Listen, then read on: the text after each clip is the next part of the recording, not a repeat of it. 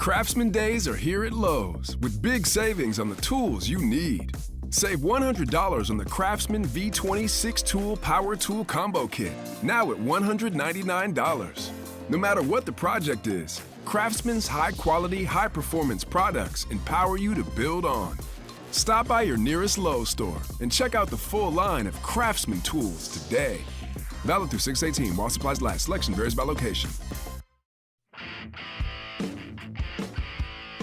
And welcome to Nats Chat for Monday, March 15th, 2021, along with Nats insider Mark Zuckerman of MASNsports.com. I'm Al Galdi, host of the Al Galdi podcast. You know, we got the news on Sunday that, in fact, A-Rod and J-Lo are sticking together. You see, two is better than one. So I don't know if we're like the A-Rod and J-Lo of Nats podcasting, Mark, but maybe there's some kind of good juju from their situation that we can get in our circumstance. I'm not even going to ask which of us is who in that relationship there, but I will just say, we're going to start off on a real tangent here, but I've been thinking for the last year, every time we see A-Rod, appearing at like the Super Bowl or New Year's Eve or the inauguration, like J-Lo's got to be one of the only people in the world that is a bigger name than A-Rod. And we're like, he's second fiddle. And I've always thought that's impressive that he could actually handle being second fiddle. Maybe that was some of the issue there. I don't know. Hopefully they can work this out and he's okay with being second fiddle because clearly she's number one in that relationship, right? Maybe she just had no idea about the PED stuff and someone smartened her up and now she's like, wait a second, he cheated? He took PEDs? I can't trust that home run total, that OPS total. Forget you, get out of here. So they had to maybe work through those things. I don't know. If he had hit 500 legitimate homers, she'd be okay with it. But 700 illegitimate, that's a different story. That's a problem. Well, lots to do today on the Nats Chat podcast. Plenty to discuss. We had an injury scare for Steven Strasburg on Sunday. Stop me if you've heard that before. How scared should we be? Hopefully not too much, but we'll get into that coming up here in just a bit. Joe Ross, it certainly seems, has extended his lead in the competition for the number 5 spot in the Nats rotation. Victor Robles has been looking very good in that leadoff spot. Carter Kieboom not looking as good, at least not so far. Is it time to count out Tanner Rainey for the start of the season? Maybe the Nats' best reliever are going to be unavailable to begin the year, and we'll get into the latest regarding the Nationals and fans being in attendance for games at Nats Park at the beginning of the regular season. We're closing in on opening night. April 1st is sooner than you may think here. Nats, Mets, presumably, right? Max Scherzer, Jacob deGrom, cannot wait for that. You can hit us up on Twitter. Continue to get so many great tweets from you guys at Nats_chat. You can email us, natschatpodcast@gmail.com. You have questions, you have comments, you have advertising inquiries. We want to hear from you. You can hit up the mastermind of this podcast, Tim Shovers, again, natschatpodcast@gmail.com. And Mark, last episode we solicited for emails, especially from Nats listeners beyond just the DC area, and we continue to be just inundated in emails and alerts from people from outside the DMV who are Nats fans who are listening to this podcast. The Rally Mullet listening in Chambersburg, Pennsylvania, 2 hours away from South Central or in South Central PA. He writes, I mention this because there is a pocket of Nats fans in Pennsylvania. We all root for the Nats. Eric J. in the Dominican Republic from the hometown of Luis Garcia sent us a very nice email. We got an email from Bernie, used to live in Virginia, now living in Denver, hitting us up. So the Nats representation across the country, across the globe, Mark, continues to be very strong.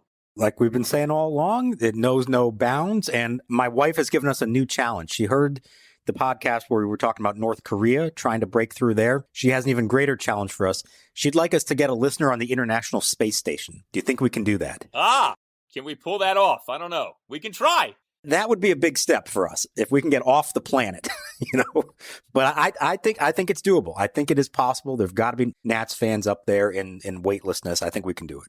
I am with you on that. I just want to get an email from Smiley Gonzalez. I think if we get that, we've truly arrived. So hopefully that's coming. Smiley, we're calling on you to hit us up, all right? Well, what name would he go under? And would we know it was actually him? That's a good question. I don't know. Ask Jose Rio. Maybe he would know. I don't know. We'll see. All right, man. So Sunday, it's kind of a ho-hum day in National Spring Training land. You're not really anticipating much. These are kind of the dog days of the Grapefruit League season. And sure enough, what happened? Steven Strasburg, in his second Grapefruit League outing, ends up exiting the outing with a left calf strain. Gomes is going to use a mound visit here as Strasburg just stepped off the first base side of the mound and did a little flexing.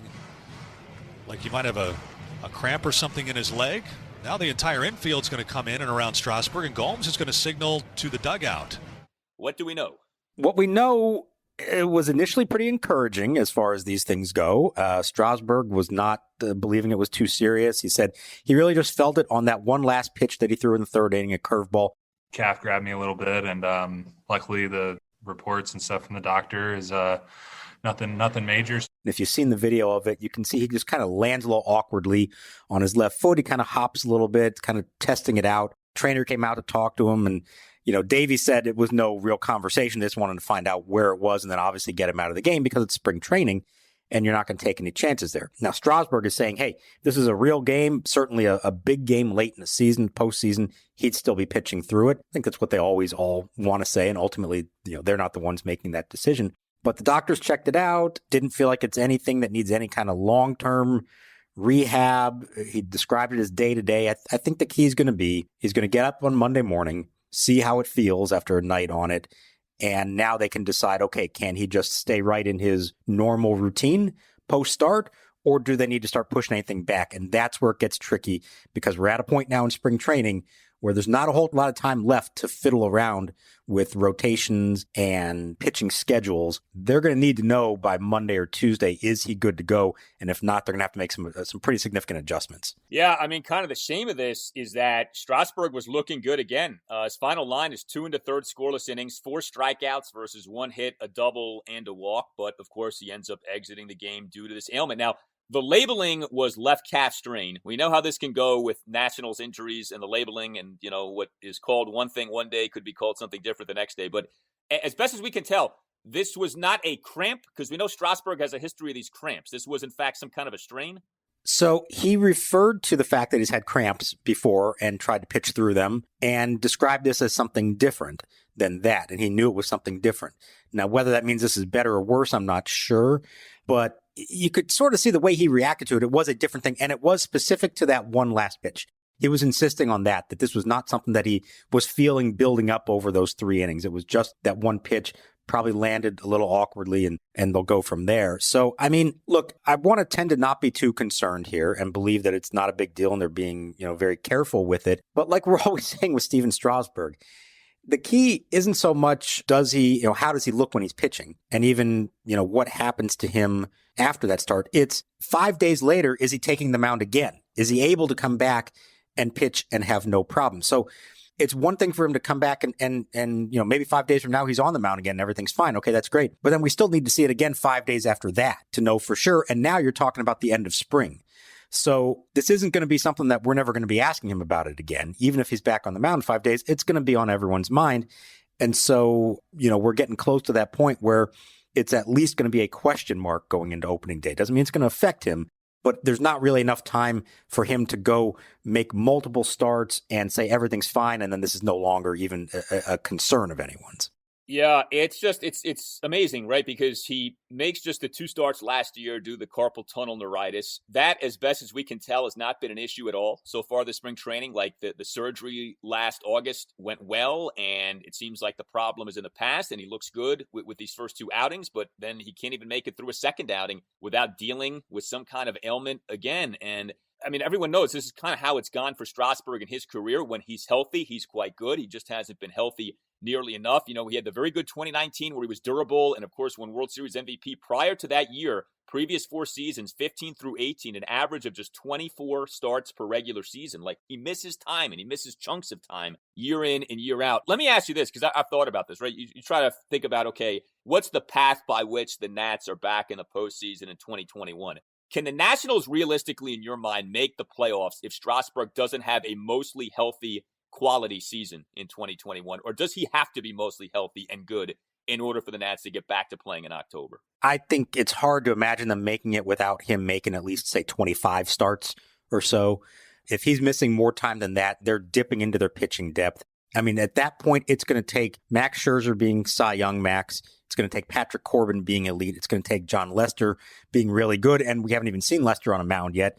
And then now you're talking about guys like Joe Ross and another one, Fetty or Voth, being able to start and pitch consistently well for you. So no, I mean, if I'm ranking a list of the Nats that they can least afford to lose for any length of time this year, I think you could say it's Strasburg. If he's not number 1, he's in the top 3. It's probably Strasburg. I might even put Trey Turner ahead of Juan Soto because of where else they are at shortstop and his importance to the team. And then maybe Max. Strasburg is right there at the top. So no, I mean, he doesn't have to make every single start, but he can't miss any significant amount of time. I would say minimum 25 starts for him. If he doesn't get to that, it's hard to see how they make the playoffs.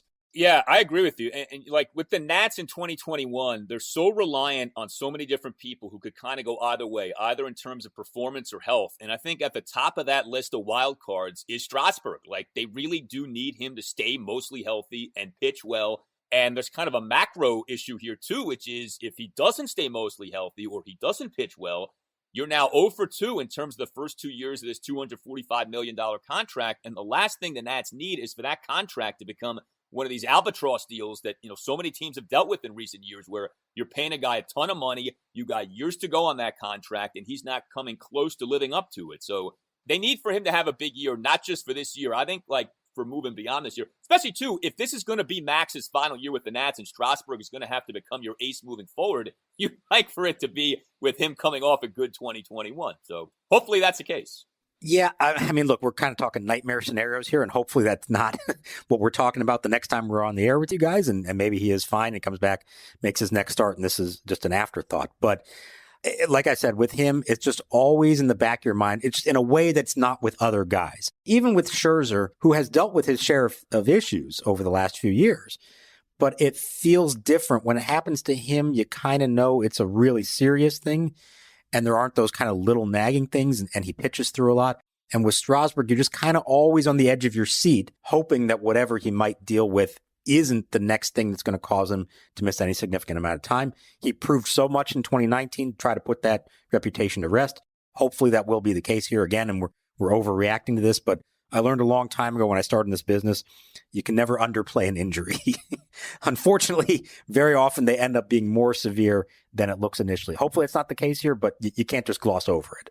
Yeah, no doubt, especially given his history. So we hope Strasburg is well, and we hope he's back pitching sooner rather than later. Now, on the good side of things with the Nats rotation over the weekend, Joe Ross made a second start of the Grapefruit League season, and for the most part looked good. I mean, there was some bad luck involved, some fielding errors by both Juan Soto and Carter Kieboom. Soto a fielding error, Kieboom a throwing error. But for Ross in this game on Saturday evening, a 4-3 loss to the Mets, he gives up 2 runs, both of which are unearned, 3 into third innings, 3 strikeouts versus 2 hits, both of which were singles, a walk. Did have 2 hit by pitches, but by and large, and I know you were asking Davey Martinez the first few questions during his post-game press conference there, it certainly seemed like this was another step forward for Ross, and it certainly seemed like he did nothing to dissuade anyone from having the belief that it will be Joe Ross with that number 5 spot in the Nats rotation.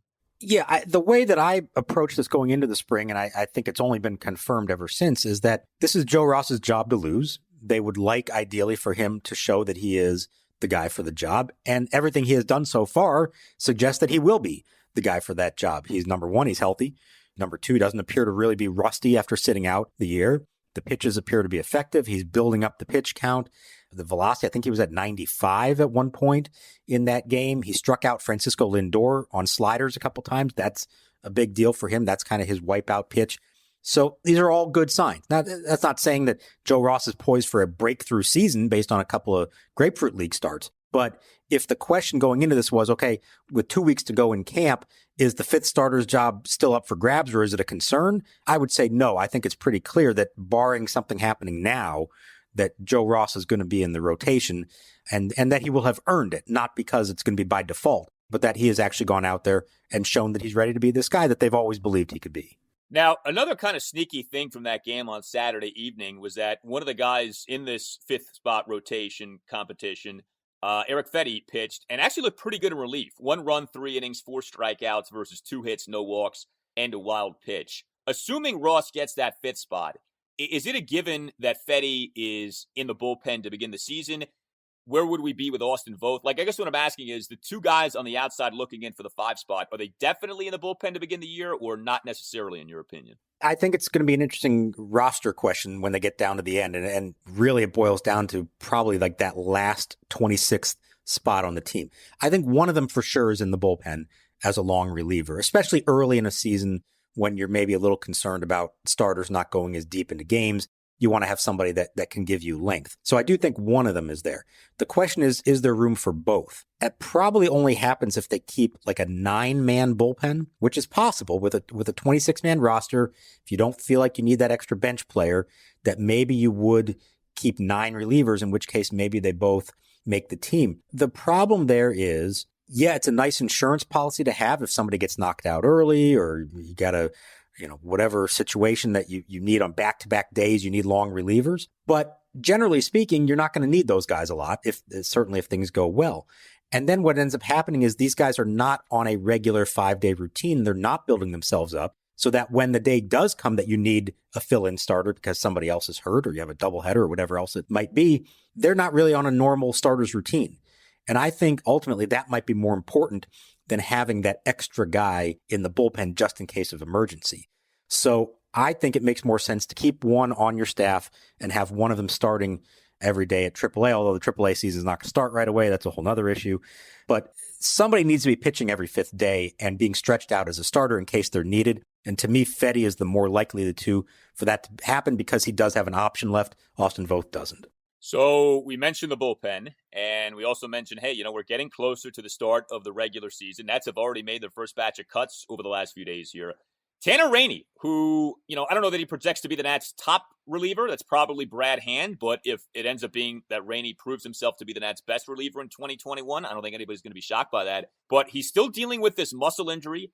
We're not seeing him pitch. Is it time to be a little concerned, Mark, about whether Rainey's going to be ready to go to begin the regular season? Good news there is he is throwing off a mound and face some live hitters on Sunday for the first time. So that's good news. And if that all goes well, then maybe we are only a few days away from seeing him in a game. But kind of like with Strasburg, it sort of needs to happen now. If it's going to happen, it needs to happen real soon. You don't want a reliever to only have, 1 week's worth of spring training games and then now go into the season and be counting on him. Yeah, you could do it, but what you don't want to have happen, and I've seen it happen with this team before, when that season starts, the manager needs to know that your relievers are available to pitch back-to-back days. You cannot go into this and already on day 2 or 3 of the season have guys who are unavailable because they've been used too much or they're not ready for that kind of workload. So they really need all their main relievers to, in that last week of camp, pitch back-to-back days, pitch 3 out of 5 days, that kind of thing, so that they're already ready and used to that workload for when the season starts. So I think these next few days are critical for Rainey. If everything went well in the live bullpen session, if they think he is ready to get in a game here very soon, I think it should be fine. But we're getting close to that point where it's got to happen. And if it doesn't, it may jeopardize his ability, not necessarily to be healthy on opening day, but to be as available as you need your best relievers to be available. Yeah, no question. And that's a guy, supremely high strikeout rate. I know there's a lot of optimism with what Tanner Rainey could end up being. And you think about, if he's on and healthy and Brad Hand is the Brad Hand we've come to know and Daniel Hudson is able to bounce back, and that's an if, but, we know he can be good. We certainly saw that 2 years ago. You think about, Will Harris, if he's healthy and effective. There is a path where this bullpen is actually good this year. And you seem to have plausible depth for the first time in a while with these guys. I know it's a case of a lot of guys, things have to go well with people, and you could also see the bullpen struggling again, but it does kind of feel like, all right, you're not a sap if you feel like this bullpen is going to be halfway decent in 2021 is the point I'm trying to make. Right. And the key there also is all the quantity of potentially quality relievers you have.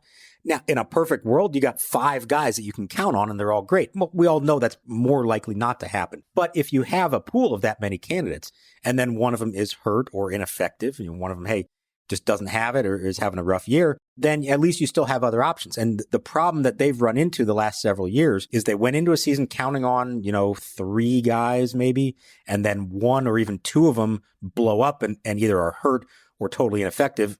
Cough, Trevor Rosenthal. 11 out of 14 balls, and look out. That'll get away, and it's ball 4. And now Davey has no choice but to rely on 1 guy or 2 guys every single night. And you saw what that effect was on Sean Doolittle and even on Daniel Hudson somewhat last year. So the more potential quality arms you have down there, the less he has to rely on 1 or 2 of them, the better they are in the long run. So that's where I do think all this ties in together. Can they still be a good bullpen even if Tanner Rainey is hurt? Yeah. But the more you have of them, you can afford to have one of them go down. And of course, few things will help the bullpen like the rotation getting back to where we know it can be and has been. Last year, a really bad year for the rotation. Hopefully this year, going to be a lot better. So we know that one of the most dangerous things you can do is read too much into spring training game stats, right? I mean, you're talking about just a wide range of competition that people are facing, i.e. so many people who aren't going to sniff the majors in the upcoming season. You're also, of course, talking about very small sample sizes. So, if a guy is like hitting really well, it may be based on, 5 games, which is like, okay, what does that really mean? So with that as kind of a caveat, we did want to highlight something. And that is that Victor Robles so far, and he's been the Nats' primary leadoff man, is doing quite well. Victor Robles threw games on Sunday, a .407 on-base percentage in this Grapefruit League season. And it's not just based on getting hit by a bunch of pitches, all right? He's drawn some walks. He's gotten some hits. He's doing the thing, Mark, that we talked about a few weeks ago on this podcast where it's like, well, this is what you need to do in that number one spot. And so far, he's doing it. We're not trying to overreact. We're not trying to read too much into this, but it's feeling like, okay, this is kind of exactly what you would want to see if Robles is going to end up being the leadoff man that the Nats want him to be. You may not want to overreact, but maybe I do. Maybe I want to actually read too much into this. No, you're right. I've seen enough of it over the years to know that you got to be really careful about spring training. And it's really more about how they look than what the numbers are. But here's what I can tell you based on what I've been able to see, and certainly what I'm hearing from the people who are down there, is that he does look like a guy who is poised to be their leadoff hitter. He is kind of embracing this idea, like you said, drawing walks, 4 of them. They don't want him to lose his aggressiveness. If he gets a good pitch to hit early in the count, they want him to swing at that. And he is, but he's also showing an ability with 2 strikes to take an outside pitch that's down and away and not swing at it. That's one of his biggest issues. Or to take a pitch on the corner and just stick the bat out and poke it to right field for a hit. He's had a couple of those. So these are all very encouraging signs of a guy who seems to understand what it is they're asking him to do and is now putting into practice. Now, I'll throw one more stat out at you. He's 4 for 4 on stolen bases. And that would obviously be a big part of leading off. And he's a guy who has the ability to run as well. He just needs to get on. So 2 weeks to go. A lot can still change.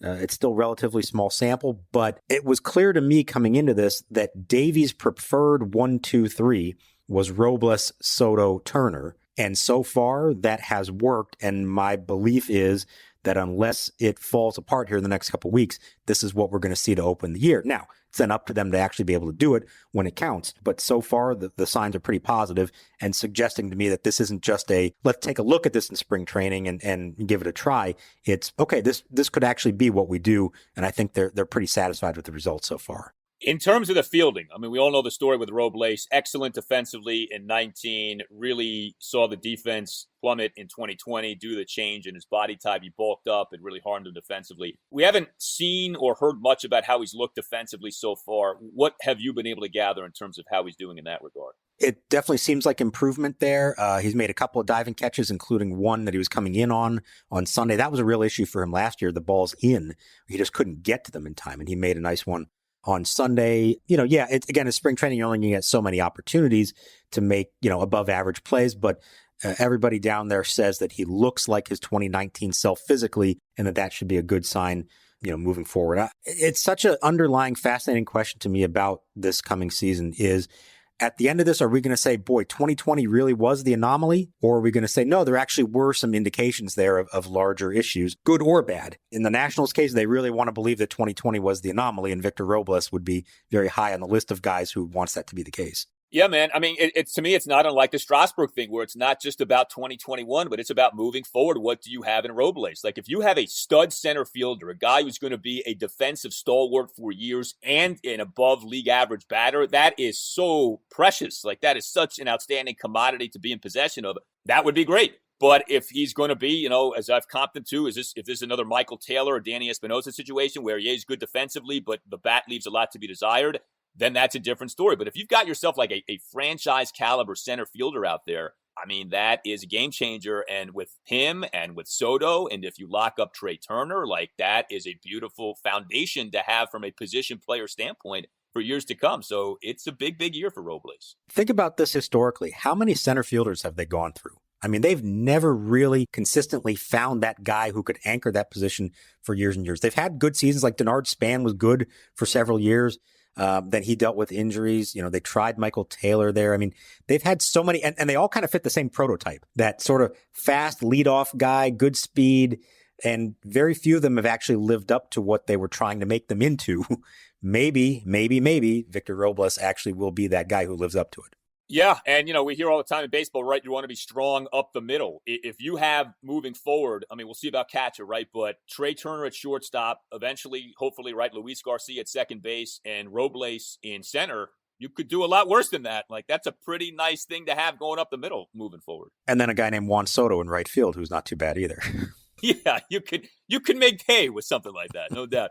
Mark's got another installment of Storytime coming up. A Storytime involving Frank Robinson. Cannot wait for that. We'll get to that in a moment here. But we did want to address a couple of other things. So Robles is trending well. Carter Kieboom, unfortunately, at least so far, is not. Through games on Sunday, Kieboom, 182 batting average, 250 on base percentage, 273 slugging percentage. He had that throwing error in the Joe Ross outing there the other evening. Again, it's early. Again, it's spring training. We don't want to overreact. But they obviously need Kieboom to be better this year. And I think that the concern, too, is this. If Kieboom's not up to the challenge to be a quality every game third baseman, what are we talking about here? I guess, Josh Harrison would be your third base option at that point? That's the scary part of this, and that's why it seems to me that they are really going to be committed to Carter Kieboom, at least to start the season, unless something really strange were to happen, because unlike a year ago where they knew they had Asdrubal Cabrera, they're not really in a position like that right now. They don't have that other guy. Yes, Harrison could do it, but they feel like his value is his ability to play a bunch of positions and come off the bench, and he's not really an everyday third baseman. There was always that thought of, well, maybe Luis Garcia makes the team and he could play second, and then Starlin Castro moves to third, but Castro's not taking any time at third base this spring. He's not taking grounders there. Garcia's pretty much been restricted to second base and shortstop, and they're really concerned about Garcia's long-term development. They do not want to rush him. They had to bring him up last year because of the Castro injury, but they're not going to force that issue if they don't have to. So despite what the numbers may say and even what the eyes may be telling you, I feel like they are going to be committed to Carter Kieboom at least to start the year, and then it's going to be a matter of how long do they ride with him, how long is the rope for him. So, let's see. Hopefully there are, better at bats. I know Davies talked about he's hit the ball hard and had some bad luck. And, maybe it's one of those cases where he just needs a couple to start, falling in for him. But watching Sunday's game, I saw him swing right through an 0-2 fastball down the pipe. And that's the kind of stuff you just can't miss, those kind of pitches. And a guy who has 3 extra base hits in the major leagues over like 160 plate appearances. You've got to be able to barrel up pitches that are hittable, and we're not seeing a lot of that at this point. It's interesting with the Nats because one of the things that I think it's easy to take for granted is that all of these highly touted position-playing prospects, for the most part, have panned out. Ryan Zimmerman, Bryce Harper, Anthony Rendon, Juan Soto, even Victor Robles, we'll see, but it's not like he's been a bust or anything like that. By and large, the highly touted Nationals position player prospect has worked out, and sometimes amazingly so, like with Soto. It's not a given, though, that these guys pan out. A lot of franchises deal with this, where a guy is supposed to be good, and for whatever reason, it just never happens. And you do wonder if maybe Kieboom is that guy where, he was well-regarded, first-round pick, and it just doesn't end up happening. You don't write him off yet. We're not at that point, but it's not, we've kind of been spoiled by this. We're like, oh, he's the next great Nat player. It's it doesn't always work out that way. A lot of teams have dealt with that. You're right, and it's why I was telling a lot of people a year ago who were maybe down on Robles, well, hang on a second. What he did is kind of the norm. You have your moments as a rookie, but maybe you struggle somewhat. Most of these guys do take a few years before they pan out, and we've been very, very spoiled here over the years with top prospects that not only have panned out in the long run, but were great right from the get-go. Rookie of the Year type candidates. Even Ryan Zimmerman, remember, he almost won Rookie of the Year. He lost, I think, by 1 point to Hanley Ramirez for Rookie of the Year. So, they have a tremendous track record of these guys coming up quickly and being great right at the start. And that's not always the case. It does take time. And so that's why you don't want to write off someone like Kieboom, who's a first-round pick. And obviously, he's a first-round pick for a reason. But I'm real curious to see how long is the rope there? And is that a product of, what other options they have or lack of options they have? Or is it a product of them saying, no, we do still ultimately believe in this guy, and so we're going to let him work his way out of it. One of the negatives that they have to being a contending team every year or believing that they're a contender is that they can't really afford to let guys fail at the big league level. We saw it with Lucas Giolito. You send him to a team that's not expecting to win right away, they can let him have some struggles and figure it out in the long run. And last year with Kieboom, they couldn't afford to let it go much longer. They sent him down for a little bit. Where are they at this year? They're in win now mode. And so if he is struggling, do they stick with him or do they say, no, we need to win right now? And then how does that affect his long-term development? Yeah, that's an excellent point because the Kieboom conversation actually got me to thinking about a guy who was in the news lately with him retiring, and that is Nick Markakis. When the Orioles brought up Markakis in 2006, they were not a good team. And they just kind of threw him out there and said, okay, sink or swim, like this is going to be your time to show us what you can do. And initially he looked awful, but he got better as that season went on. And it was like, you wonder, had they been in contention, had they pulled the plug, who knows what ends up happening with him. And I think it's a great point. Like the Nats don't have that luxury. Maybe that luxury is as little as it's ever been because of the state of the National League East. Like this figures to be a very competitive division this year where every game, every series, certainly within the division is going to be meaningful. So if a guy slumps, say, over the first 2 weeks, it's like, all right, we got to move on to somebody else. So it's a tough spot that they're in with a guy like Kieboom because they want him to pan out. But, you can't just punt away games. And this is why, they always talk about, as much as fans are pleading like, hey, call this guy up. He's got great numbers at AAA. He's ready. Call him up. And Rizzo will say, no, hang on. We need to make sure he's fully ready. We don't want to bring him up here and put him into a tough spot. And if you remember in 2019, he started the year at AAA and was tearing it up, hitting 360 or something like that. Trey Turner breaks his finger in the first week of the season. And everyone says, okay, well, you're going to call up Kieboom to play shortstop, right? And Rizzo says, no, hang on. We need to give him a little bit of time here. And so they went with Wilmer Defoe, and it did not go well, as it often did when Wilmer Defoe was in the everyday lineup. And now you're getting to late April. The team is off to a terrible start. They are really struggling. They need to turn it around. Kieboom's got big numbers, so they go ahead and call him up. They throw him into the fire. And aside from that, that early home run or two that he hit, he really struggled, especially in the field. Cost them some games as a result. And you hope that doesn't have a long-term negative effect on a guy, but it can. And that's the reason why they always say, whenever we do call these guys up, we want to make sure they're ready. We don't want to have to send them back down. We'll see. There's a long way to go in this guy's career and what he's going to become. We don't know yet, but it complicates matters when you're trying to do this on a team that expects to win. And when things don't go well, you can't afford to just stick with a guy who's struggling. All right, one more topic before story time, and that has to do with as the attendance turns when it comes to Nationals Park and what we're going to be looking at to begin the season. So the Nats, as of Sunday, are the last team in Major League Baseball to not have announced plans in terms of attendance at home games to begin the 2021 season. And we say that not as a knock on the Nats because it's not their fault. They're still waiting to see where things stand with Washington, D.C. But understand, with every other major league team, there is now policy in place regarding what the approach is going to be with fans to begin the season. A lot of you listening probably heard about this. The Orioles this past Friday announcing that they're going to begin the regular season with about 11,000 fans per game at Oriole Park at Camden Yards, operating at about 25% capacity. Could have operated at 50% capacity, as was proclaimed by the governor, Larry Hogan, the previous Tuesday, but said, no, we'll take it at least semi-cautiously. We'll start out at the 25% mark, 11,000 fans. I mean, the O's will be lucky to draw 11,000, but I digress. It's not an Orioles podcast. But with the Nats, we're still waiting, and we're still waiting to see what DC is going to do. Now, we talked about this the last few podcasts. Mayor Bowser last week did certainly indicate that good news was coming in terms of fans being allowed to go to the ballpark, but nothing still has been declared. We keep noting this in this installment of the show. We're getting closer to opening night. I'm sure if you're the Nats, you want to start making plans, you want to be able to start selling tickets. I'm sure a lot of people listening to this would like to be able to purchase tickets if they want to attend.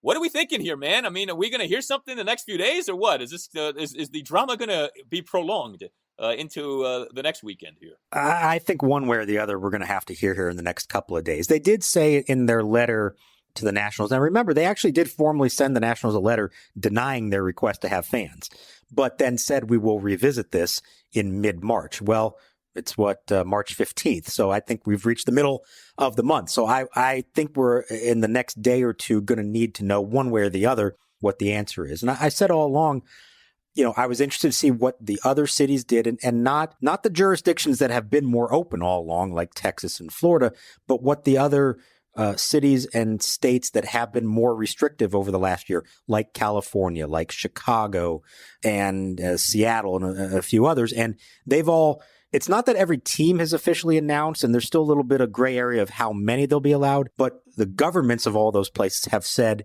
you are approved for X percentage. The majority of teams are around 20 to 25% capacity. There are a few that are less than that, more in the 10% below range. The Tigers are going to be the lowest at 1,000 fans. That could change. The governor of Michigan just gave a blanket 1,000 fans for any sporting event, which is weird because, like, could you at a high school baseball game have 1,000 fans and then also at Comerica Park have 1,000 fans? A little different situation there. You would hope that would, they would adjust for that. New York is allowing 10% at this point. So, everyone else has come out and said it now. And if you're making your decisions based on what any other communities are doing, it would seem like that's a good sign that they are going to at least allow something.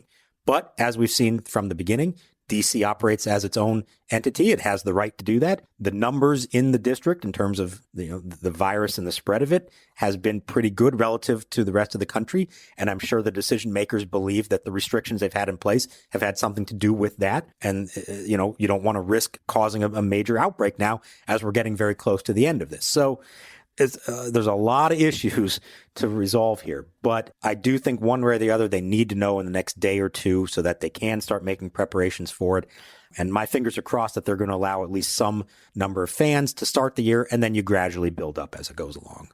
Yeah, I mean, we hear all the time, right? Follow the science, which I think is the way to go. I think the science, the data says that you should have some fans in the ballpark and you can do it safely. I mean, one of the beautiful things about baseball is you can do it outdoors, right? Open air. You can very much socially distance with these expansive ballparks. I mean, there's no reason you can't make this work. So I would be really surprised. I mean, it sounded the last time Mayor Bowser spoke about this, like she's going to give the green light on this.